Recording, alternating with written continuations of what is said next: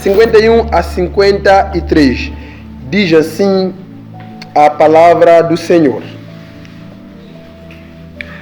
homens de dura cerviz e incircuncisos de coração e ouvido, vós sempre resistis ao Espírito Santo. Assim vós sois como vossos pais. A qual dos profetas não perseguiram vossos pais? Até mataram os que anteriormente anunciaram a vinda do justo, do qual vós agora fostes traidores e homicidas. Nós conseguimos ver a coragem neste momento da vida de Estevão. Então, o quinto aspecto que precisamos ter nas nossas vidas para fazermos a diferença, para deixarmos o legado, é ser corajoso. Amém? É pararmos de sermos medrosos. É pararmos de ter medo de dizer não. É pararmos de ter medo de dizer a verdade. Estevão, ele foi duro com esses que estavam a enfrentar a ele, mas foi com a verdade. Ele diz: homem de dura cerviz, homem de coração duro. Haja coragem para dizer isso para um jovem de 29 anos e que está diante das estruturas. Haja coragem. Mas nós hoje, nós que trabalhamos, quando somos chamados para uma festa de serviço, que você sabe que está a abundar álcool lá, eu não posso dizer não, é meu chefe. Não! Nós temos que ter a coragem, irmãos, de dizermos não. Temos que ter a coragem de dizer não ao mundo. Temos que dizer não à corrupção. Temos que dizer não à fornicação. Temos que dizer não à mentira. Nós temos que ter a coragem de assumir as consequências dos nossos atos. Esse é outro problema que está dificultando o nosso processo de deixar o legado. Você passa todo ano, não estuda. Está a chegar em dezembro, já vai reprovar, vai andar para pau, vai pedir dinheiro para quê? Para subornar. Mas isso é consequência dos seus atos. Se nós queremos fazer a diferença, nós temos que ter a coragem. Eu não estudei, estou a reprovar, eu vou reprovar. Próximo ano eu preciso fazer diferente. Amém, irmãos? Amém. São essas coisas pequenas que vão nos tornar diferentes. Enquanto nós abraçarmos o que o mundo abraça, subornar igual ao mundo, viver igual ao mundo, falar igual ao mundo, fazer igual ao mundo, seremos chamados de farinha do mesmo saco. Farinha do mesmo saco. Ninguém vai influenciar ao outro nestas condições. Haja coragem, irmãos. Sejamos jovens corajosos. O que não está bom diante das Escrituras não está bom. Se está em nossas vidas, tenhamos coragem de arrancar. Se está na vida do nosso próximo com amor, vamos exortar, vamos arrancar. Não vamos nos acovardar.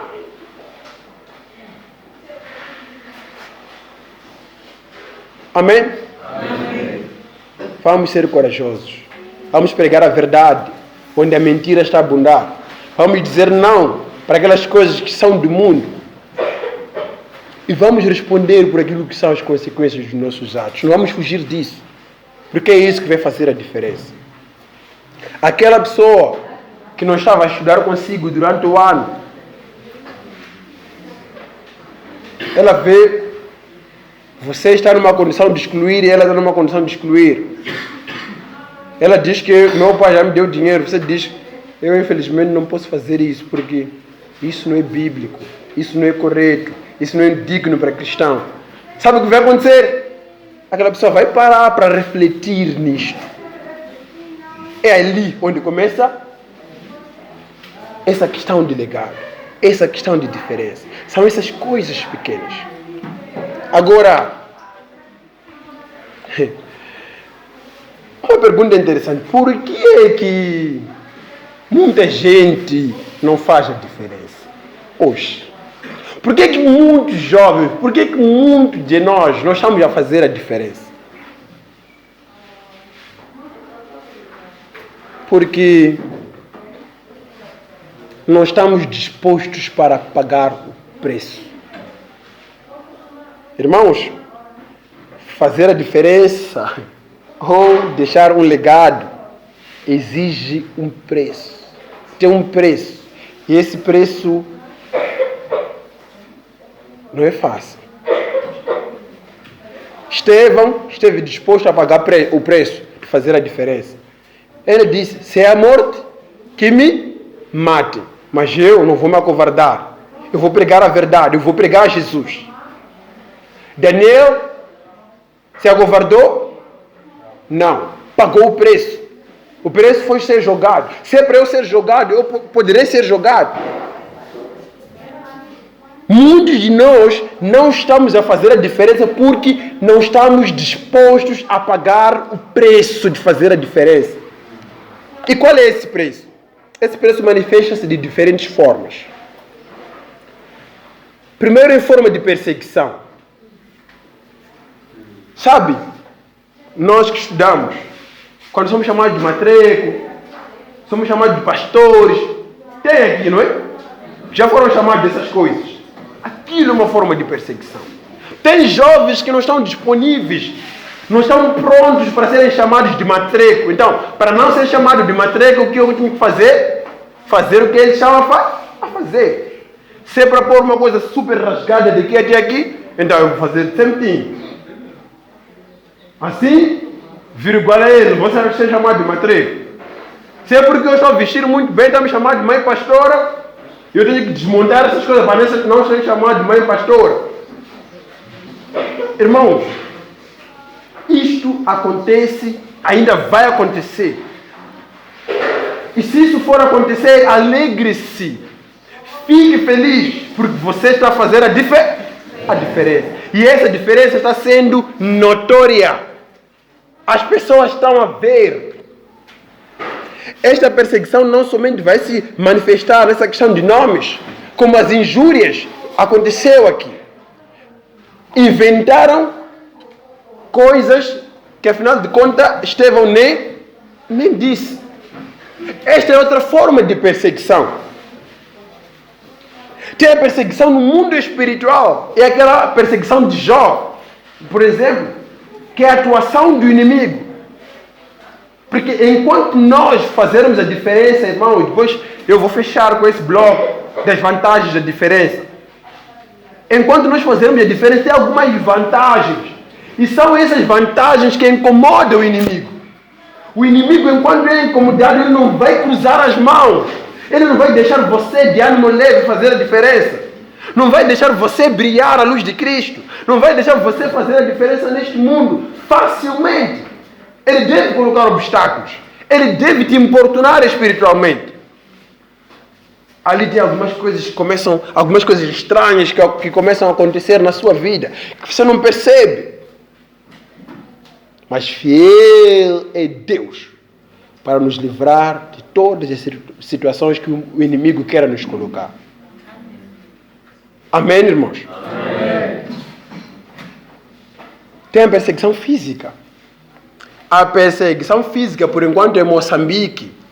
Não é? Eu não sei um pouco, talvez, lá um pouco mais para o norte, não sei.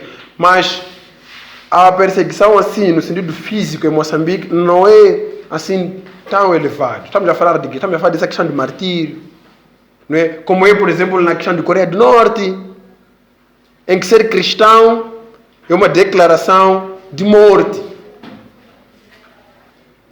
Então, existe essa perseguição física. Em alguns outros países, isso está a se viver.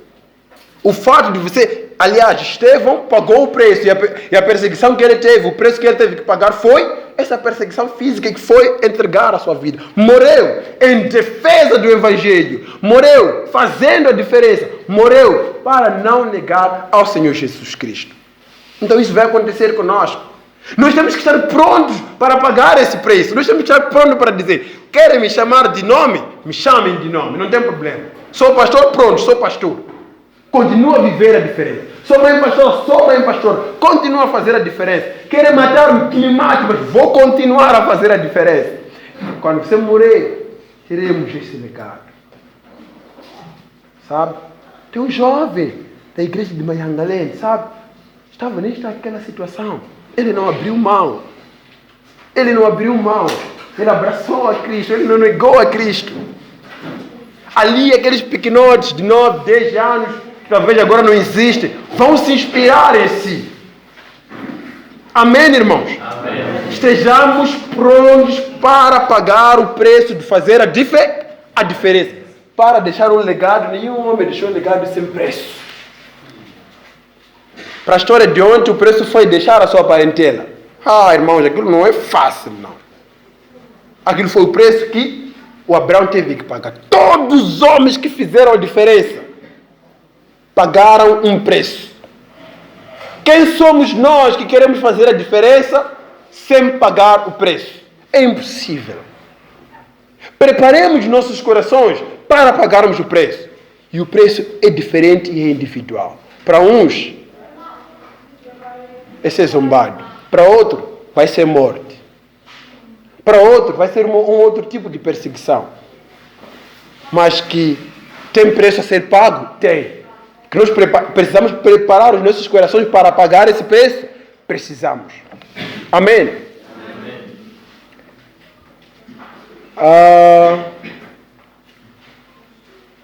Outro preço interessante que dói também é a renúncia diária.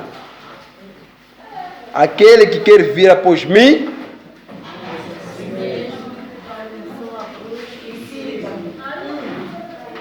a cada dia. Se nós queremos fazer a diferença, precisamos. O pastor que Deus estudou ontem de manhã, Pastor Gildo já mencionou também essa questão de negarmos diariamente, renunciarmos os desejos, não atendermos os desejos da carne, esvaziar-nos de nós mesmos e crescermos cada dia que passa em Cristo. Se nós não levarmos a cada dia a nossa cruz, se nós não termos uma renúncia diária, cresceremos em nós mesmos. O pastor Gildo deu um exemplo de ter uma festa às 18 e tem vigília que começa às 18. Sabe onde entra a renúncia aí? A festa, todos os amigos vão, sei lá, todos os colegas vão. A renúncia entra onde? Entra em escolher ir servir a Cristo em relação à festa. Entre assistir um cinema e o irmão pedir para ajudar em oração, ou para marcar um momento de estudo da palavra, a renúncia será buscar junto com o irmão em oração.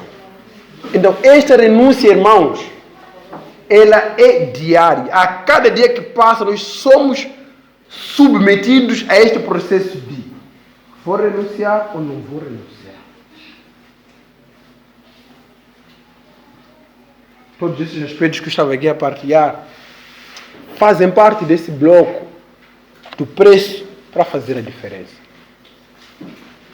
Nós, como cristãos, não temos tempo para provar e curtir tudo deste mundo. Se você tem tempo para provar e curtir tudo desse mundo, é porque essa renúncia não está presente em sua vida.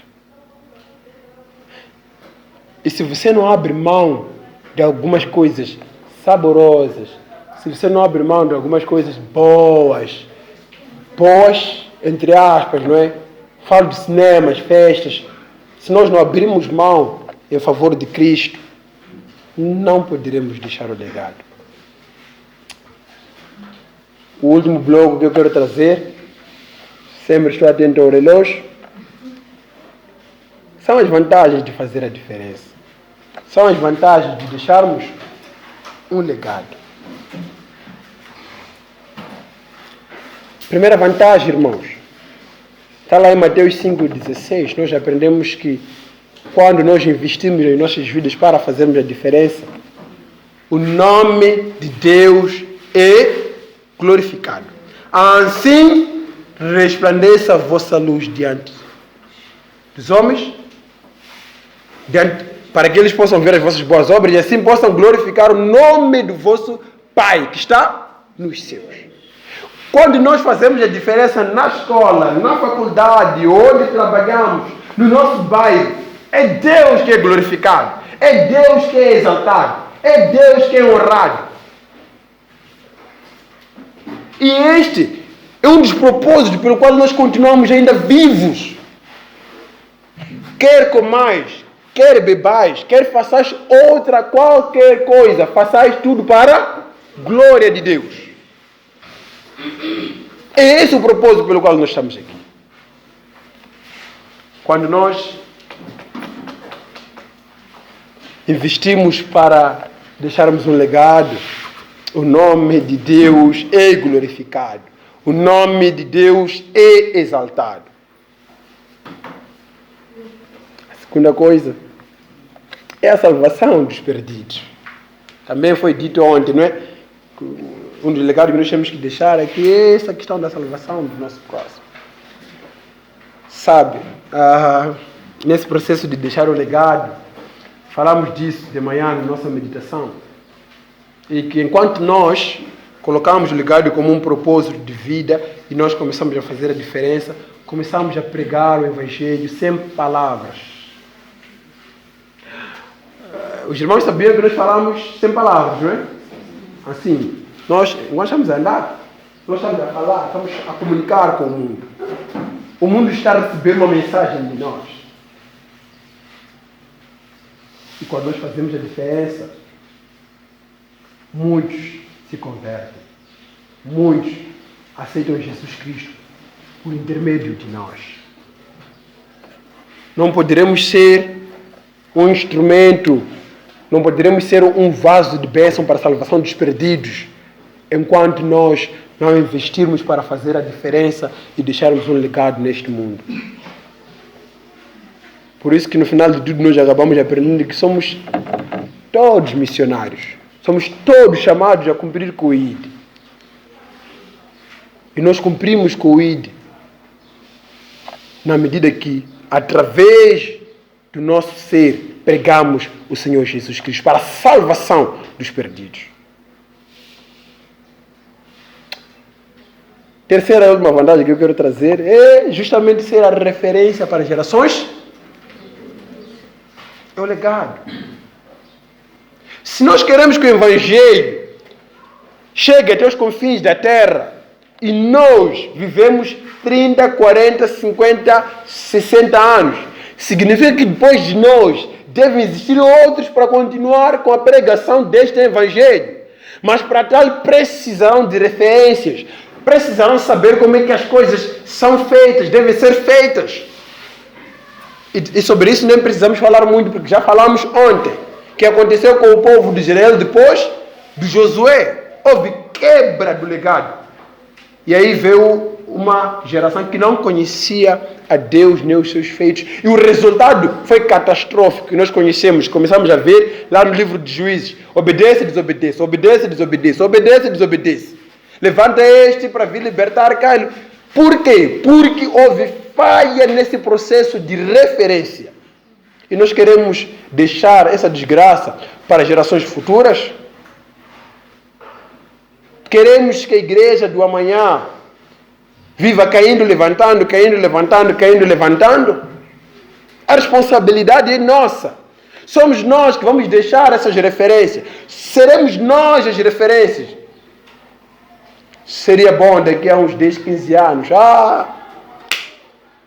Tem um jovem de nome Jeremias no ano 2000 e tanto. Assim, assim, assim. Seria bom.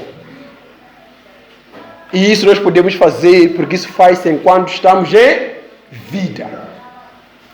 Isso faz enquanto estamos em vida.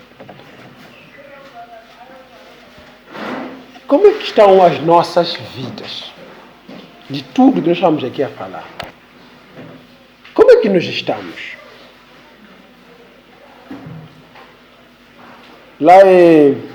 Estou a terminar. Lá em Lucas, deixa-me só ler Lucas 16, 8.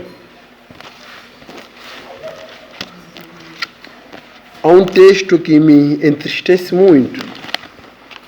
Lucas 16, versículo número 8. Diz assim. O versículo 8 de Lucas 16. E louvou aquele senhor, o injusto mordomo, por haver procedido prudentemente. A parte B. Porque os filhos deste mundo são mais prudentes na sua geração do que os filhos da luz. Esse versículo mexe comigo. Esse versículo, eu fico revoltado com ele. Sinceramente falando. Eu estou a partilhar com vocês para que esse versículo também vos chateie. Para que esse versículo não vos deixe tranquilos. Quando voltarem para as vossas casas, leiam sempre esse texto. Jesus vai dizer que os filhos das trevas são mais clever, espertos do que nós. Por quê? Porque nós estamos a andar de qualquer, estamos a fazer as coisas de qualquer. Nós estamos a ver, nós estamos a colocar o pé. Nós estamos a ver em que amizade estamos a entrar, nós estamos a ver em que negócio estamos a nos meter. Nós estamos a ver em que relacionamento estamos a nos meter. Só estamos a ir assim. E o resultado é catastrófico. Então, que comecemos a fazer a diferença para que este versículo não se aplique, pelo menos para si, de forma individual. Você ao ler esse versículo, você diz que eu já estou clever, eu já estou esperto, eu já estou a ver onde estou a colocar o pé antes de pôr o pé. Amém, irmãos? Amém. E ainda gestos de reflexão, irmãos. Eu quero desafiar a cada um de vós a adicionarem mais uma camada de proteção. Para os informáticos entendem muito bem isso. Eu não sou informático. Estou muito longe dessa questão de informática. Mas tem um processo de proteção, não é? Que fazem Para mim, por exemplo, eu aprendi isso por causa da minha conta do e-mail de serviço, em que eles colocam vários passos de certificação de que é você mesmo que está a acessar aquela conta. Então, aquilo é são várias, podem ser colocadas várias camadas de proteção. Significa que um hacker pode conseguir derrubar a primeira camada, vai se esforçar para derrubar a segunda, e talvez se você tem 3, lutar para a terceira, e ele, na tentativa da terceira, você já vai ter percebido, a organização já vai ter percebido que não vai conseguir o que quer. Então, adicionemos camadas de proteção no nosso relacionamento com Deus. E uma dessas camadas é servindo a Deus. Quando nós servimos a Deus, o pecado não tem muita probabilidade de nos derrubar. O pecado não tem muita chance de voltar a nos dominar, porque há um peso nas costas. Olhemos para um líder, assim, por exemplo, o irmão Jeremias.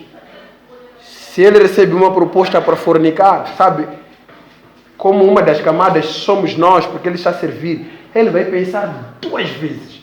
Se eu for a fornicar, o que é que será da mocidade nacional? O que é que será da mocidade nacional? Então, ali vem o pecado, bate nessa trave e volta. Então, adicionemos camadas de proteção para os nossos relacionamentos, para que o inimigo, para que o pecado não possa nos dominar. Esse alarme que tocou é justamente porque está quase na hora, faltam 5 minutos. Então, o que eu quero pedir a vocês, irmãos, isso para se colocarem de pé, ainda dentro do espírito de reflexão. Eu não sou bom em cantar, eu só sou bom em falar. Por que vamos ouvir? Primeiro, em forma de perseguição. Por que vamos estar no grupo? Sabe, nós que estudamos, quando somos chamados de matreiro, Por que eu somos vou chamados de as pastores, pernas para onde eu já foram chamados de coisas. Isso é uma forma de perseguição. Tem jovens que não estão dispostos.